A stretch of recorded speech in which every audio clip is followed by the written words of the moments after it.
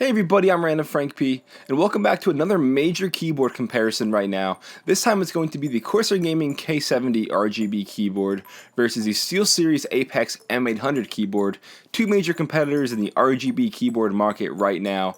And we're just going to be putting them head to head in an overall battle to see how they compare, the overall build quality, the software, and how they hold up as a gaming peripheral. We're not going to be having a winner or anything like that. We're just going to be doing a simple comparison showing you the pros and cons of each so it can kind of help you make a better purchase decision in the end.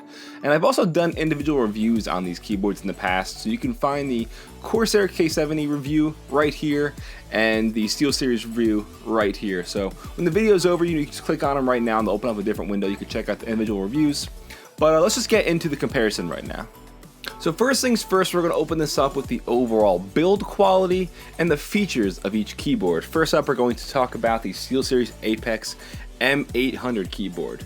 Taking a look at it, you can see it is made entirely of plastic. It has a nice kind of matte finish on it, and it's a pretty wide, pretty large keyboard than what we're used to. But this is actually a much slimmed down version of the older Apex keyboards that they've released. Again, taking a look at it, you will find some pretty significant things. You have a massive space bar, pretty much the overall width of, I'd say, two of them, or I guess the thickness of two of them. You will have 5 macro keys on the left side of the keyboard. On the top, you will have 2 extra USB ports, a nice thickly braided USB cable that's going to have 2 USB dongles to plug into your computer to power, first off the keyboard as well as the USBs on top or whatever you plug into. And on the back, you can swap out bigger, sort of feet to elevate the keyboard's backside. But overall, I think even though for it being plastic, it feels very sturdy. It's got a bit of weight to it, so I don't feel like it's cheaply made or anything like that. And it just feels really good and it looks really nice. Next up is going to be the build quality of the Corsair Gaming K70. It is much more compact and slimmed down than the Apex, and as you can see, these actually have white keycaps on them. These are just purchased individually. Like, I bought these white keycaps, so if you do buy the K70, it will come with the standard black ones. I just think the white looks nice and it goes along with my overall build setup.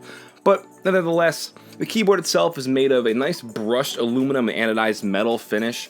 And while I'm a big fan of brushed aluminum, I think it looks really nice. If I were to take all the keycaps off individually, you'd probably find there's like a small kitten underneath the keyboard, and I don't even own a cat because like a lot of dust accumulates and it gets stuck in between the fine brushed metal finish, and it makes it really, really hard to clean. So it's kind of a downfall, but you have to kind of weigh the pros and cons there. It's going to look really, really nice and professional, but it's going to be kind of harder to clean. As you can see, we have dedicated media keys on the top right side of the keyboard with a nice volume scrolling wheel, which is really nice.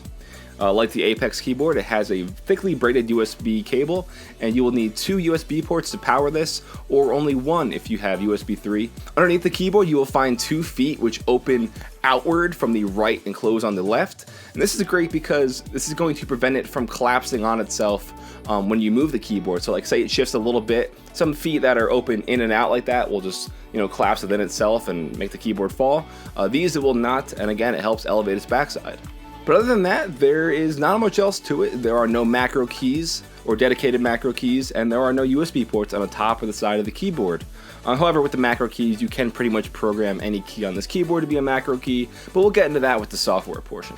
Going into the next part of the comparison is a pretty big one. That's going to be comparing the keycaps. The Steelseries keyboard does not use MX switches, so they do not have an MX stem inside. When you take it off, you will find it has a plastic Steelseries linear switch, which goes up and down, obviously at 3 millimeters tall, and it actuates at only 1.5 millimeters. And they're boasting that it is 25% faster than traditional mechanical keyboards on the market because of that very low travel time between your fingers. The LED light, as you can see, is directly in the middle of that linear stem, and it's going to shine the LED lights brightly up onto the bottom of the key switch, making the lights very vibrant and bright to make it look really nice. But the problem is with these, since they are technically mechanical, when I was using it for a while, it didn't really feel like mechanical switches. I have reds on my K70, we'll get into in a second, and with these it kind of felt more like rubber dome switches, even though they're still technically mechanical. But if you're a fan of blues, you can't get this and make it all clicky. If you're a fan of that nice mushy feeling with browns, you can't get it with this. And you can't purchase separate keycaps like I can with my K70 because, again, they're not MX compatible. Now, into the K70, yes, they are MX compatible. They actually use patented MX cherry switches. I have red switches in mine. You can get them also in brown. And they used to have blue available, which I do not think they have anymore on the official Corsair product line, but I'm sure on eBay or Amazon you can still find some with blue switches if you like that really clicky feeling. Taking off the keycap, you will find my MX red cherry stem right there, and as you can see, the LED light is housed in a crystal clear kind of shell, and that's to prevent any ESD. So what that means is that's pretty much preventing any burnout between the LED lights. It's going to prevent any friction or any sort of static interference with the LED light, which would cause it to burn out. So that's really good they thought about that. But the LED light isn't that housed sort of structure there. It's still going to shine brightly underneath the keys, but not as brightly as others would. And right now, while we're talking about it, we'll talk about the LED lights. Personally, comparing the two, I find that the lights on the Steelseries Apex M800 are actually brighter. And that's because since the LED light is directly underneath the keycap and that key stem, it's going to make it shine a lot brighter, and it's not being diffused by anything like the K70 is in that crystal shell. That being said, they are both very smooth in their color transitions. The gradients are very, very nice. They're both bright, but again, the Apex M800 is a brighter switch. It's going to appear to shine a lot brighter and more vibrant. The whites in the Apex, like when I like just an all white LED light keyboard, the whites in the Apex are much brighter, cooler white. And on the K70, the whites are kind of like a warmer, not tungsten, but like a much warmer white color, not a pure white LED light.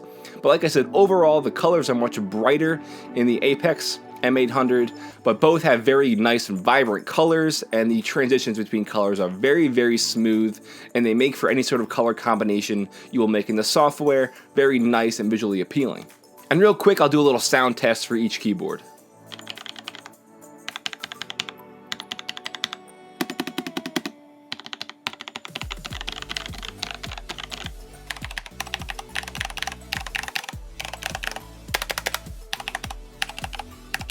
And that leads us right into the software.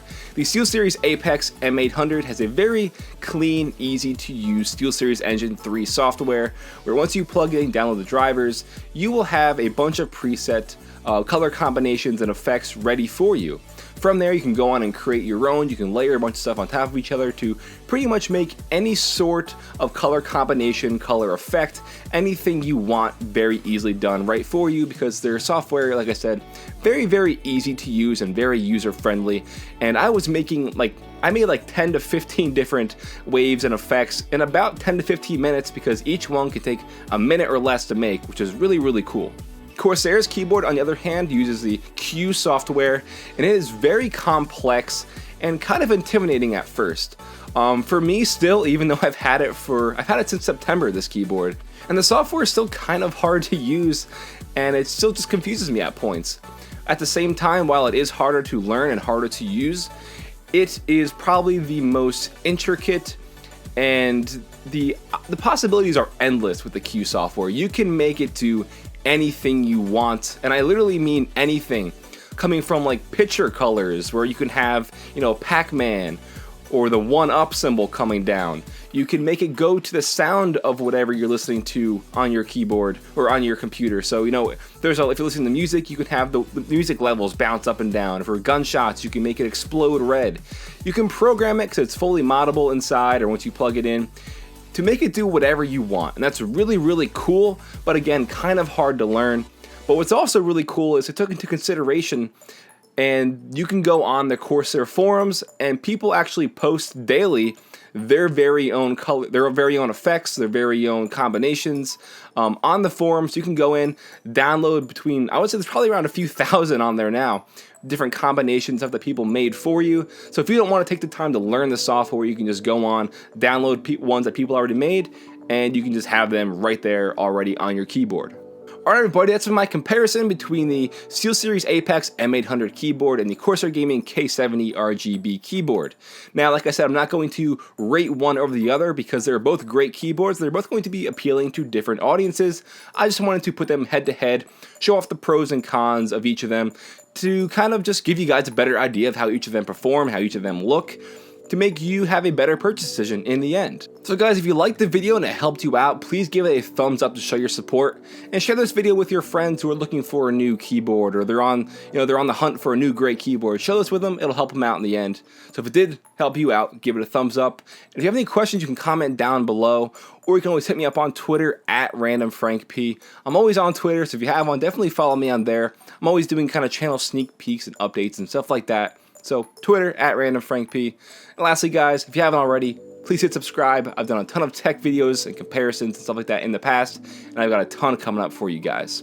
Well everybody, I'm Random Frank P. Hope you enjoyed. Have a good day.